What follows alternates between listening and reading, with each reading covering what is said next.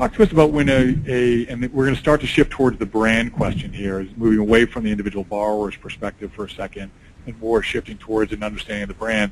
Before we get there, if someone's light on one of these elements or a few of these elements and it causes you to be a little concerned, I want to understand what the brand can do, what the franchisor can do to mitigate some of these elements. And Doug, what are your thoughts on that? Is there anything that you're seeing in the market as a whole where the brand is helping bridge a gap? Yeah, I think there's a number of things that can happen if the relationship with the brand is a strong relationship.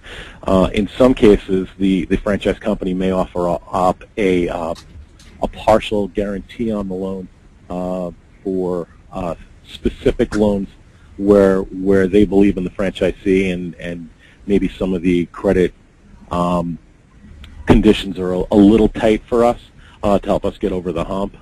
We never go into a relationship with a franchisor expecting those sort of credit enhancements, but when they are there, it certainly helps.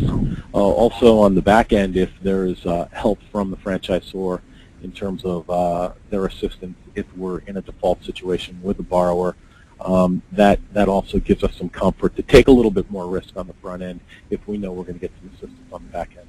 Right, and I think that's one of the themes that came out of certainly one of our pre-calls, which was as much as possible you're looking for that franchise to understand how the franchise brand will behave in the form of that franchisee getting into a challenging situation. So obviously if they're specifically guaranteeing a portion, you know you have a committed partner. What are some other ways that you're seeing out there in the market that a brand, and I'll stay with you here, Doug, that a brand is helping to give you this confidence?